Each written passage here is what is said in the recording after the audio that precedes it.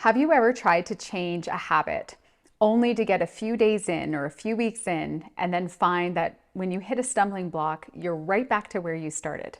I think that this has probably happened to all of us at some point in time. And the reality is, our brains, once they have a certain pathway formed by doing something over and over again, once we have an established pattern, an established way of doing things in our life, it can be really hard to shift that pattern if we don't have certain keys to help us get from where we are right now to where we want to be. My name's Krista Daneluz Vieira, and I work through the elevation method with women on helping them to embrace their full potential and live lives that they love and create businesses that they love. And one of the things I'm going to talk to you today is about how you can effectively start to shift your habits. If there are certain things that you see yourself doing, and you can really feel that it's undermining your efforts. You're trying to take a step forward, but every time you do, it's almost like you have to take 2 steps back. After a while, that pattern just gets really exhausting. You want to start seeing change. You want to be effective in putting energy towards growth or towards shifting where you are right now into something that feels really good. But every time you do that, it doesn't work. Why is this? Well, the way that our brains work is that we operate off of a cue, craving, response, reward system. So when we even think of something that we want to create in our life, let's use ice cream for an example. Maybe you think to yourself, I would love to get a cup of ice cream. We instantly get a hit of dopamine, which is one of the neurotransmitters in the brain. It's a feel-good hormone that gets released. And when we start to get that hit of dopamine, we think to ourselves, you know what? I know how to get ice cream. I can go to the freezer. I can go to the store. We start problem solving our way into taking action that's going to bring us that wonderful reward of eating a cup of ice cream. And so we go through the whole mechanism. And when we eat the ice cream, guess what we get?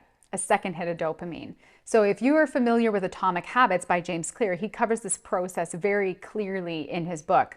But one of the things that happens is that we will start to make changes. We will start to make shifts, but inevitably, we're not always effective at getting them to stick. So what are 3 ways that we can start to make these habits shift? If we have something that we're really passionate about shifting in our life, something that we want to see change, how can we really get it to stick? So the number one thing that I want you to remember, if nothing else, is to really connect with your why. We have to have a deep internal motivation to make change. If we are motivated purely for something on the outside, then we might stick with it today, we might stick with it tomorrow, but at some point, some obstacle is going to come up and it's going to throw us off our path. If we don't have a deep reason, a deep connection to an internal reason to help us to stay with it, even when the going gets tough, we are going to cave the second things start to get challenging. And as soon as we start looking at shifting our patterns and beliefs, we want to recognize this is a step outside of our comfort zone. Our comfort zone has been operating the way it's been operating for years and years and years. It's strongly been reinforced by the patterns and the habits that we have. So when we start to challenge those patterns and habits and try to make changes, the comfort zone rears a little bit up and says, you know what, I don't want to make those changes. I don't want to shift in that way. And it will, when an opportunity comes up to throw us back into some other way of being, it will rise up, it'll push us back. And if we don't have something strong to keep us committed to this change, we will not stick with it. So take a moment to consider, what is your why? What is your deep underlying purpose? What is motivating you from the inside out? Something that you're deeply connected to that's going to give you purpose to stay with your habit being shifted over time and even through obstacles. Take some time, take a notepad, take a pen and paper, write it down, get really clear on what it is. Why do you want this transformation? Why do you want this shift? Why do you want this change? If you don't know why, it's going to be really hard to stick it out, even when you start getting going. So you want to be really aware of what the deeper reason is. It's something that you can rely on, fall back on, remind yourself of as you go on this journey of transformation. When you're shifting any patterns, any behaviors, any habits that you have, it's going to take some willpower. So the second one is willpower. We have got to be willing to put some energy behind it. Just hoping that when we get to that moment where the old pattern or the old habit wants to kick in and get activated, just hoping that we're going to make a different choice this time is not going to be enough. We have got to double down on our will.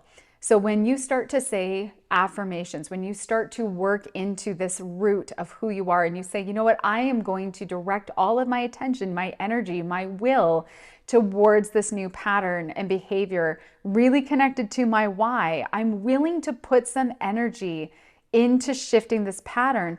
You're going to start to see some different results. We have to start to make a little bit of a shift and a change from that energy perspective. It's not enough just to be hoping that in the moment where an obstacle comes up, you're going to make a different choice than you've made however many years of your life. We tend to go back to the thing that we've always been working on, the way that we've always done things. We tend to go back to that, especially when things get difficult. That's why they are our habits. That's why they are our behaviors, is because we've reverted back to them. We've used them to help us get up to life to this point in time. So it makes sense that they will be the first thing that we lean back on if things get difficult. Number one, you're really connecting to your why. Figure out why you want this change. Why do you want to make this shift? Why is it important to you?